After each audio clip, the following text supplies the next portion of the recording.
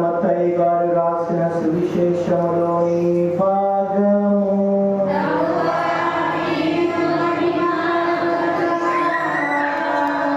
మత్తయి సువార్త 2వ అధ్యాయము వచనములు 13 నుంచి 15 వరకు మరియు 19 నుంచి 23 వరకు.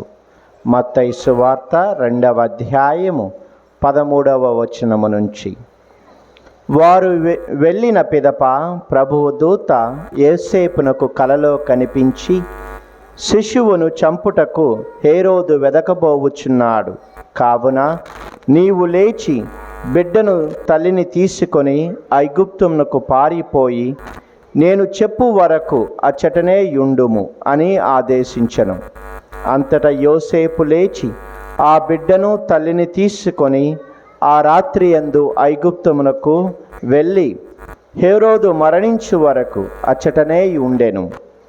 ఐగుప్తు నుండి నా కుమారుని పిలిచితిని అని ప్రవక్త ద్వారా ప్రభువు పలికిన ప్రవచనము నెరవేరుటకు అట్లు జరిగెను. 19వ వచనం నుంచి. హేరోదు రాజు మరణాంతరము ఐగుప్తునందున్న యోసేపునకు ప్రభువు దూత కలలో కనిపించి, లెమ్ము, బిడ్డను తల్లిని తీసుకొని ఇజ్రాయేలు దేశమునకు తిరిగి పొమ్ము, ఏలన బిడ్డను చంప వెదికిన వారు మరణించిరి అని తెలిపెను. యోసేపు లేచి ఆ బిడ్డను తల్లిని తీసుకొని ఇజ్రాయేలు దేశమునకు తిరిగిపోయెను. హేరోదు స్థానమున అతని కుమారుడు అర్కెలావును యూదయ దేశాధిపతి అయ్యనని విని అచ్చటకు వెళ్ళుటకు యోసేపు భయపడెను. కలలో హెచ్చరింపబడిన ప్రకారము యోసేపు గలిలయ సీమకు పోయి నజరేతు నగరమున నివాసం ఏర్పరచుకొనెను. అచ్చట అతడు నజరేయుడు అనబడును అను ప్రవక్తల ప్రవచనము నెరవేరునట్లు ఇది జరిగెను. ఇది క్రీస్తుని సువిశేషము.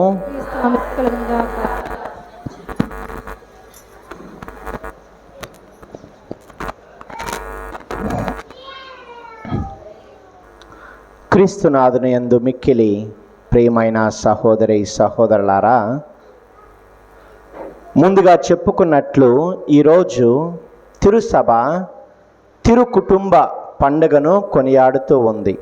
తిరుసభ తిరుకుటుంబ పండుగను కొనియాడుతూ ఉంది. 1979వ సంవత్సరములో పునీత మదర్ తెరీసా గారికి నోబెల్ ప్రైజ్ బహుమతి వచ్చింది. వింటున్నారమ్మా?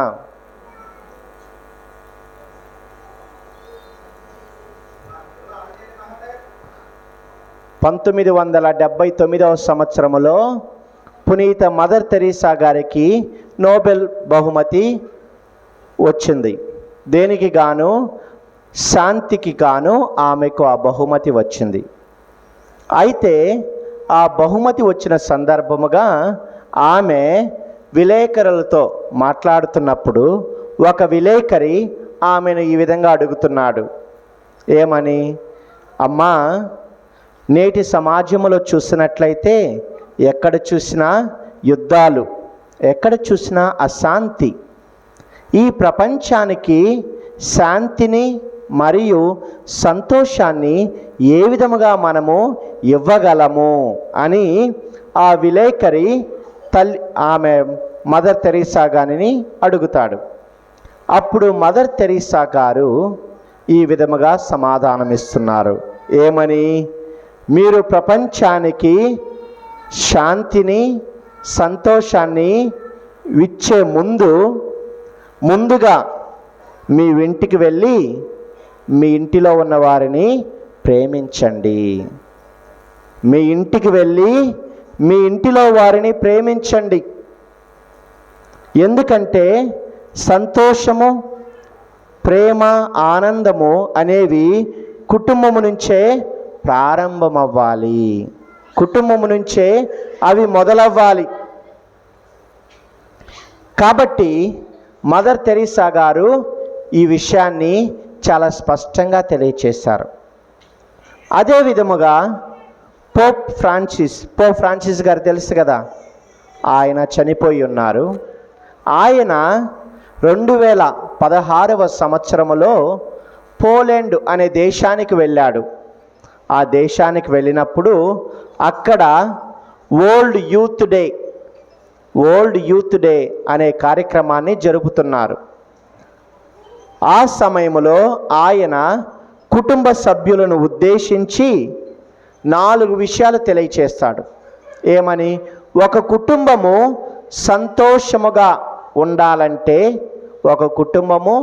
సంతోషముగా ఉండాలంటే ఏమేమి విషయాలు వాళ్ళు పాటించాలి అనేది విషయాన్ని ఆయన వివరిస్తాడు అక్కడ ఉన్నటువంటి కుటుంబ సభ్యులను ఉద్దేశించి.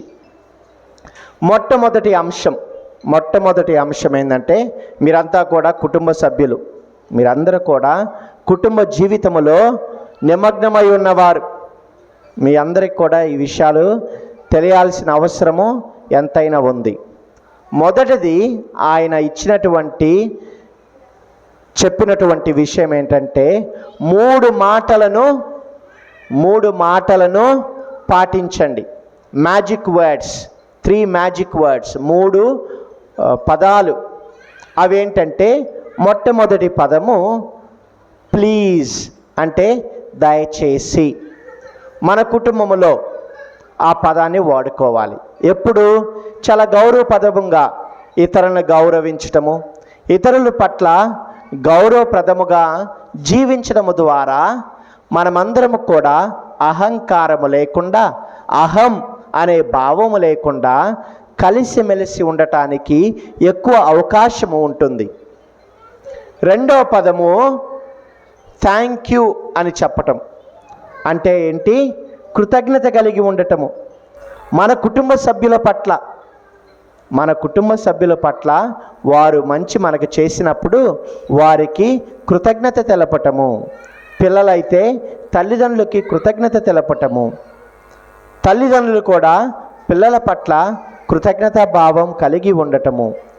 ఈ థ్యాంక్ యూ, కృతజ్ఞత అనేది మనం చెప్పటం ద్వారా మన యొక్క సంబంధాన్ని మరింతగా పెంపొందించుకుంటాము. ఇక మూడవ విషయము, ఆయన చెప్పిన మూడవ మాట ఏంటంటే, క్షమించు, సారీ. తప్పులు చేసినప్పుడు నన్ను క్షమించు అని అడగటం. భార్య అయితే భర్తను అడగటము, భర్త అయితే భార్యను అడగటము, పిల్లలైతే తల్లిదండ్రులను అడగటము తప్పు చేసినప్పుడు. ఎందుకంటే మానవులుగా మనమందరము కూడా అనేక సందర్భాలలో తప్పులు చేస్తూ ఉంటాము. మరి ముఖ్యముగా ఒక కుటుంబ వ్యవస్థ నిలబడాలంటే మన తప్పులను మనము ఒప్పుకున్నప్పుడు, లేని పక్షములో మనము మన యొక్క లోపాలను ఎత్తి చూపుకుంటూ అనునిత్యము గొడవలు పడుతూ ఉంటాము. అలాంటన్నిటిని కూడా అన్నిటికీ కూడా మనము రాజీ పడి మనము సారీ, నన్ను క్షమించు అని చెప్పినప్పుడు ఆ బంధం అనేది మరింత బలపడుతూ ఉంటుంది. ఈ 3 పదాలను కూడా మన యొక్క కుటుంబంలో మనము పాటించినప్పుడు సంతోషముగా ఉండటానికి ఎక్కువ అవకాశం ఉంటుంది.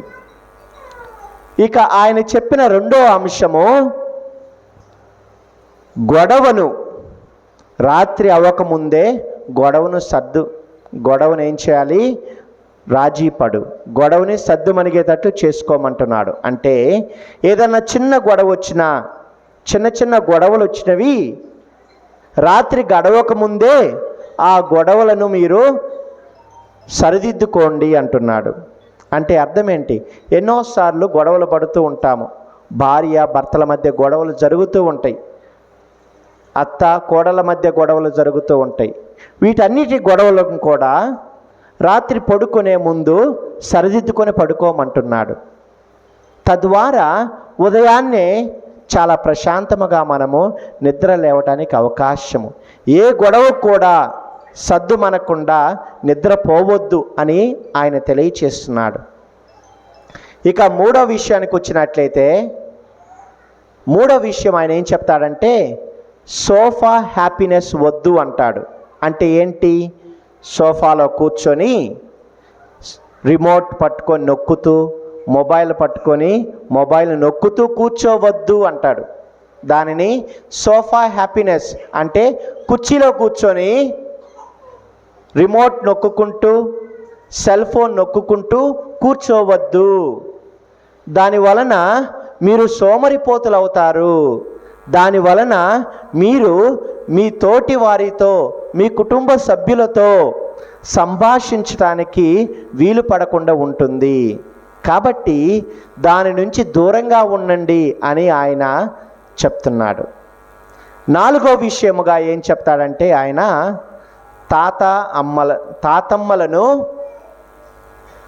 గౌరవించండి. అంటే పెద్దవారిని గౌరవించండి. ఎందుకంటే పెద్దవారు కుటుంబానికి వేరు లాంటి వారు. పెద్దవారు కుటుంబానికి వేరు లాంటి వారు. అలాంటి వేరును మనము నరికివేయకుండా చూసుకున్నప్పుడే చెట్టు అనేది చాలా విస్తారముగా ఎదగగలదు, విస్తారముగా ఫలించగలదు. కాబట్టి మరి ముఖ్యముగా తాతమామలను జాగ్రత్తగా చూసుకోండి అని ఆయన తెలియచేస్తున్నాడు. ఈ విషయాలన్నీ మనము గమనించినట్లయితే ఈ యొక్క విషయాలన్నీ కూడా తిరు కుటుంబంలో మనం చూడవచ్చు. తిరు కుటుంబము ఎవరు? యేసు, మరియా, యోసేపు. వీరి యొక్క ముగ్గురు కూడా ఒక ఆదర్శ కుటుంబముగా మనకుంటున్నారు. వీరి యొక్క కుటుంబములో మనము చూసేటటువంటి అతి ప్రధానమైన మంచి లక్షణాలను ఒక 3 చూద్దాము. మొట్టమొదటిది, వారి కుటుంబంలో మనము గమనించేది, వారు ఎల్లప్పుడూ కూడా దేవుని చిత్తముపై ఆధారపడి జీవించారు. దేవుని చిత్తానుసారము జీవించారు ఈ ముగ్గురు. అవునా కాదా? తల్లి మరియమ్మ కూడా దేవుని చిత్తానుసారము జీవించినది. ఆ గబ్రియేలు దూత తల్లి మరియమాత దగ్గరకు వచ్చి, ఇదిగో నీవు పవిత్రాత్మ ప్రభావము చేత ఒక కుమారుని కనెదవు అని చెప్పినప్పుడు ఆమె ఏమి సెలవిస్తుంది? ఇదిగో నీ దాసిరాలను, నీ మాట చొప్పున నాకు జరుగునుగాక అని చెబుతుంది. దేవుని చిత్తానుసారము తను ఒక యవ్వన వయస్సురాలు, ఒక కన్య. తను దేవుని చిత్తానికి లోబడి జీవించడం ద్వారా ఎన్నో నిందలు, ఎన్నో అవమానాలు, ఎంతో అపవాదాన్ని మూట కట్టుకోవాల్సిన సమస్య ఎదురవుతుందని ఆమెకు తెలుసు. అయినా సరే వాటన్నిటిని పక్కన పెట్టి దేవుని చిత్తానుసారము జీవించటానికి, దేవుని మీద ఆధారపడి జీవించటానికి ఆమె పూనుకుంది.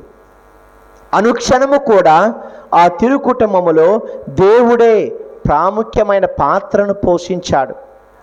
దేవుడే ఆ కుటుంబానికి కేంద్ర బిందువు అయ్యాడు. అందువలనే ఆ కుటుంబము, వారి యొక్క కుటుంబము కూడా అతి సాధారణమైన కుటుంబము. ప్రియులారా, వారి యొక్క కుటుంబము అతి సాధారణమైనది. వారు వడ్రంగి పని చేసేవాళ్ళు. వాళ్ళేమి పెద్ద పెద్ద ఉద్యోగాలు చేసేవాళ్ళు కాదు. మరియమ్మ, యోసేపు అతి సామాన్యమైన జీవితము. బహుశా మనందరికంటే కూడా చాలా పేదరికమైన జీవితాన్ని వాళ్ళు జీవించి ఉండవచ్చును. మనలాంటి సమస్యలే వాళ్ళు ఎదుర్కొన్నారు. మన కుటుంబాలకు అతీతముగా దేవుడేమి వారి కుటుంబాలను తీర్చిదిద్దలేదు. మనలాగా సమస్యలను కూడా వారు ఎదుర్కొని వారి జీవితాన్ని సాగించారు. కానీ ఎందుకు ఆ కుటుంబము ఒక ప్రత్యేకమైన కుటుంబముగా, ఒక ఆదర్శమైన కుటుంబముగా ఉంటుందంటే దానికి కారణము వారు ఎల్లప్పుడూ కూడా దేవునిపై ఆధారపడి జీవించారు. దేవుడు చేసిన వాగ్దానాన్ని వారు విశ్వసించి దానికి అనుగుణంగా వారు జీవించారు. కాబట్టే ఆ సమస్యలను, ఆ యొక్క ఆటుపోటులను వారు ఎదుర్కొనగలిగారు. ప్రియులారా, అదే మనము చూడవచ్చు. లూకా సువార్త 1వ అధ్యాయము 38వ వచనములో, అంతట మరియమ్మ,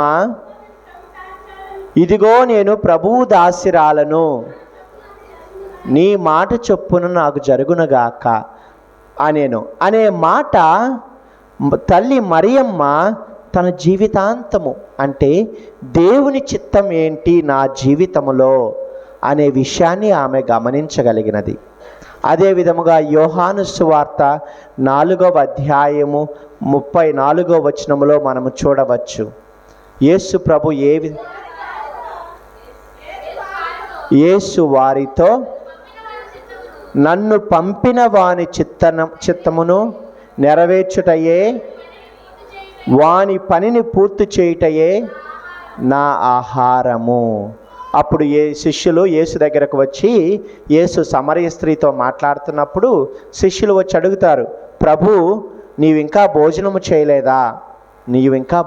చేయలేదన్నప్పుడు ఆయన అంటాడు, నన్ను పంపిన వాని పనిని చేయటమే, వాని చిత్తానుసారము నేను జీవించడమే నా ఆహారము అని ఆయన సెలవిస్తున్నాడు. అదే విధముగా యోసేపు కూడా తన జీవితంలో అదే నిర్వర్తించాడు. దేవుని చిత్తానుసారము ఆ ముగ్గురు జీవించారు. రెండవదిగా వారి యొక్క కుటుంబంలో మనము గమనించవలసిన ఇంకొక అతి ప్రధానమైన లక్షణము నిందలు లేని ప్రేమ, త్యాగపూరిత సహకారము. వాళ్ళందరూ ఏం చేశారు? ఆ ముగ్గురు కూడా, మరి ముఖ్యముగా తల్లి మరియమ్మ, యోసేపు ఒకరి మీద ఒకరు నిందలు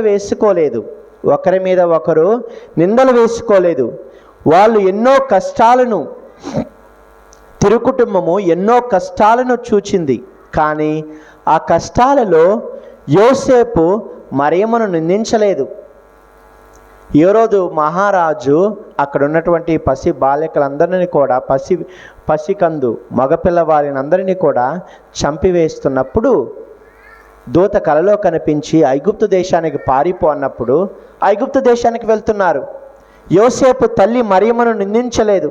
నీ వలనే నాకు ఈ కష్టాలు వచ్చాయి, నీ వలనే నాకు ఈ నిందలు వచ్చాయి అని ఏనాడు కూడా ఆయన ఆ మరియమ్మను నిందించలేదు. మరియమ్మ యోసేపును ఏనాడు తక్కువ చేయలేదు. వారు ఒకరినొకరు భరించుకున్నారు, ప్రేమించుకున్నారు. చివరి వరకు వారు వారి జీవితాలను త్యాగం చేశారు. కాబట్టి ప్రియ సహోదరి సహోదరులారా, నిందలను లేని ప్రేమను మనము మన కుటుంబంలో, మన కుటుంబ సభ్యుల పట్ల చూపించాలి. అనేకమైనటువంటి సమస్యలు రావచ్చు, చిన్న చిన్న గొడవలు రావచ్చు. అలాంటి సందర్భాలలో మనము నిందించుకుంటూ పోతే ఆ నిందలు అనేవి తరగవు, ఆ నిందలు అనేవి తగ్గవు. నిందించకుండా మనము ప్రేమించడం నేర్చుకోవాలి. వారి యొక్క వ్యక్తిగత ప్రణాళికలను వారు త్యాగం చేశారు. యోసేపు తన వ్యక్తిగత ప్రణాళికను, తన భవిష్యత్తును సైతము త్యాగం చేశారు. అదే విధముగా మరియమ్మ కూడా తన యొక్క ప్రణాళికను, వ్యక్తిగత ప్రణాళికలను త్యాగం చేసి వారందరూ కూడా దేవుని యొక్క ప్రణాళిక ప్రకారము జీవించటం మొదలుపెట్టారు. అంతేకాకుండా కష్ట సమయాలలో ఒకరికొకరు అండగా ఉన్నారు. కష్ట సమయాలలో ఒకరికొకరు అండగా ఉన్నారు, తోడుగా ఉన్నారు. చివరి వరకు కూడా అండగా ఉన్నారు, తోడుగా ఉన్నారు. విధేయత కలిగి ఉన్నారు. దేవుని యొక్క మాటల పట్ల విధేయత చూపించారు. ఒకరి పట్ల ఒకరు కూడా విధేయత చూపించారు. అలాంటి ఆదర్శ కుటుంబం పండుగను మనం జరుపుకుంటున్న ఈ సందర్భంలో మన కుటుంబాలు ఎలా ఉన్నాయి? మన కుటుంబాలు కూడా పవిత్రముగా ఉన్నాయా లేవా అనేది మనము కొంతసేపు ధ్యానించుకుందాము. ఎందుకు మన కుటుంబాలలో పవిత్రత లోపిస్తుంది? ఎందుకు మన కుటుంబాలలో పవిత్రత లోపిస్తుంది అనే విషయాన్ని మనము కొంతసేపు ధ్యానించుకుందాము. ఎందుకు మన కుటుంబాలలో పవిత్రత లోపిస్తుంది? బహుశా మొట్టమొదటి కారణము మన కుటుంబాలలో అంతరంగిక విశ్వాస శూన్యత, అంటే విశ్వాసము అనేది లోపించటం వల్ల మన కుటుంబాలు అపవిత్రముగా ఉంటున్నవి. విశ్వాసము లోపించటం అంటే ఏంటి? దేవుని యొక్క మాటల మీద విశ్వాసము కోల్పోవటము, ప్రభువు పలికిన వాగ్దానములను విశ్వసించకుండా ఉండటము, తద్వారా మన కుటుంబాలు అపవిత్రతకు లోనవటానికి ఎక్కువ అవకాశము ఉంది. ఎందుకంటే ఏ కుటుంబం అయితే విశ్వాసములో పెరగదో, ఏ కుటుంబం అయితే దేవుని యొక్క మాటలను విశ్వసించరో, ఆ కుటుంబములో సాతాను ప్రవేశించటానికి ఎక్కువ అవకాశం ఉంటుంది. ఏ కుటుంబం అయితే విశ్వాసము లేకుండా జీవిస్తుందో ఆ కుటుంబాన్నే సాతానుడు ఎక్కువ జయిస్తాడు. కాబట్టి విశ్వాసము అనేది అతి ప్రధానమైన అంశము. ఒక కుటుంబము దేవునిలో ఎదగాలంటే, పవిత్రతతో జీవించాలంటే. ఇక రెండవ విషయము, ఒక కుటుంబము అపవిత్రతకు లోనవటానికి రెండవ అంశము వివాహేతర సంబంధాలు. వివాహేతర సంబంధము కలిగి ఉండటము కూడా అపవిత్రతకు దారి తీస్తుంది. ప్రియ సహోదరి సహోదరులారా, వాక్యము చాలా స్పష్టంగా తెలియచేస్తుంది. దేవుడు జతపరిచిన ఆ జంట ఎప్పుడు కూడా పవిత్రత కలిగి ఉండాలి. ఆనాడు ఆది కాండములో మనం చూస్తున్నాము, దేవుడు ఆదామును ఏవను జతపరిచాడు. వారిద్దరిని జతపరచడం ద్వారా వారిద్దరిని కూడా ఒక కుటుంబముగా చేశాడు. అలాగనే మనందరిని కూడా దేవుడు జతపరుస్తున్నాడు, జతపరిచి ఉన్నాడు భార్య భర్తలను. అలా దేవుడు ఐక్యము చేసిన మిమ్మల్ని మీరు ఎప్పుడు కూడా ఒకరిని కాచుకొని ఒకరు జీవించాలి, ఒకరిని కాచుకొని ఒకరు జీవించాలి. వివాహేతర సంబంధం అనేది ఏం చేస్తుందంటే మనిషిని, మరి ముఖ్యంగా కుటుంబాన్ని అపవిత్రతకు లోనయ్యేటట్లు చేస్తుంది.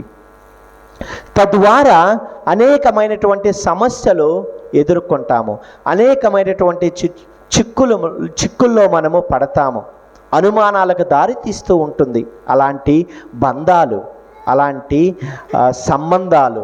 అందుకే 10 ఆజ్ఞల్లో కూడా చాలా స్పష్టంగా తెలియచేస్తుంది, మోహ తలంపులను తలంపవద్దు అని, తల్లిదండ్రులను గౌరవించమంటున్నారు. ఇక మూడవదిగా దుర్యసనాలకు దూరముగా ఉండే కుటుంబము పవిత్రముగా ఉంటుంది. ఏ కుటుంబంలో అయితే దుర్యసనాలు, చెడు వ్యసనాలు ఉంటాయో ఆ కుటుంబము అపవిత్రతకు అపవిత్రతను మూట కట్టుకుంటుంది. అనేక సందర్భాలలో మనము గమనించవచ్చును.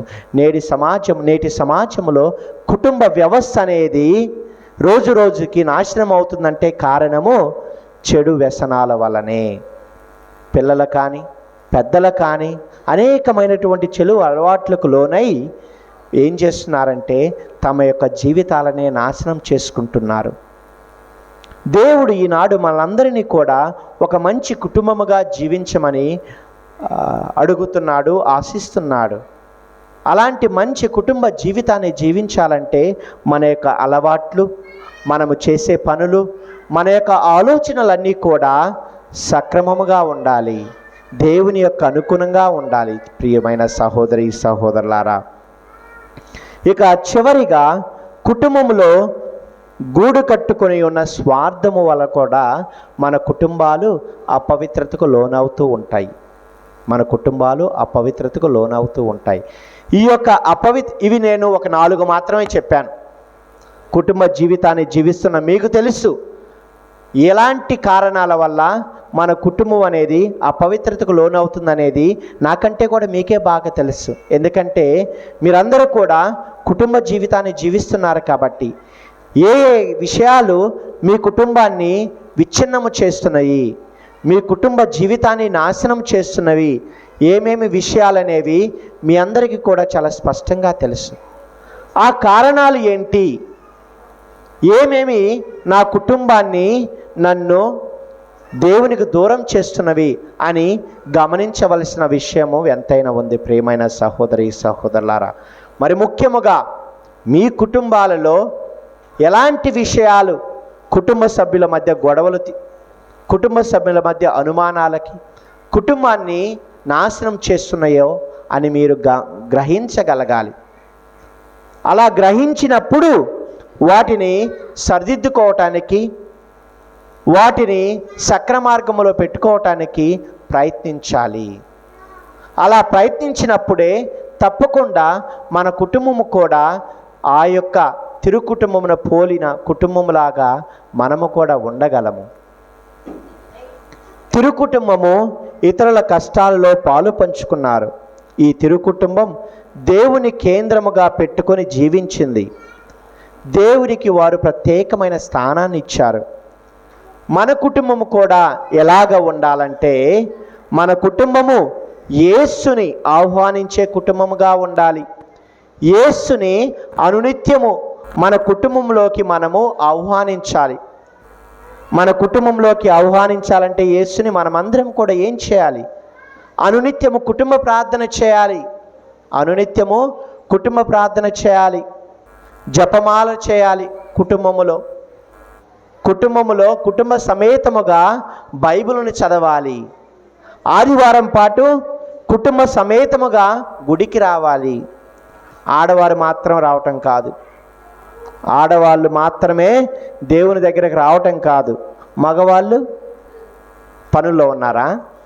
ఆదివారము పనులు చేస్తే పర్వాలేదు, కానీ ఆదివారము నాడు ఇంటి దగ్గర ఉండి కూడా గుడికి రాకుండా ఒక్క భార్య మాత్రమే గుడికి రావటం వలన ఎలా దేవుని యొక్క ప్రేమలో మనం ఎదగగలము? భార్య భర్తలు కలిసిమెలిసి గుడికి రావటం ద్వారా, కుటుంబ సమేతముగా దేవుని దగ్గరికి రావటం వల్ల ఆయన అనుగ్రహాలు మనం పొందుతాము. చాలా గ్రామాల్లో నేను చూస్తూ ఉన్నాను. చాలా గ్రామాలలో నేను చూస్తూ ఉన్నాను. పిల్లల్ని కొద్దిగా చూడండి అమ్మా, పిల్లల బయటకు తీసుకెళ్ళి ఆడిపించండి. ఎందుకంటే వారానికి ఒకసారి వాక్యాన్ని వింటారు. ఆ వినేది జాగ్రత్తగా ఆలకించండి.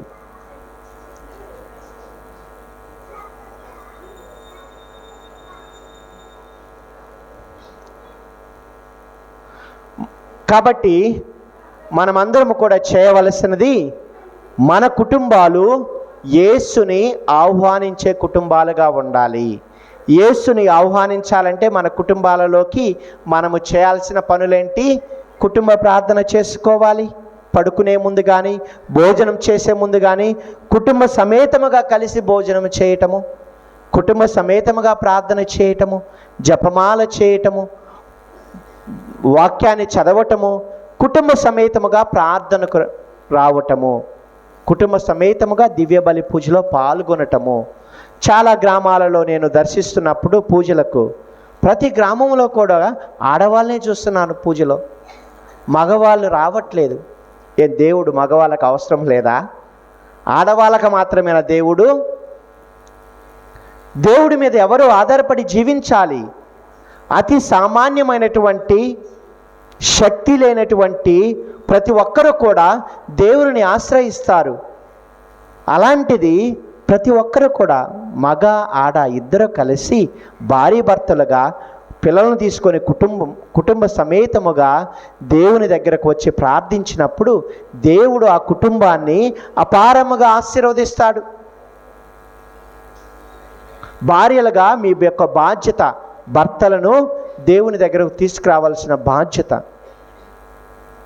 ఇక రెండవది, మన కుటుంబాలు రక్షణ పొందే కుటుంబాలు అవ్వాలి.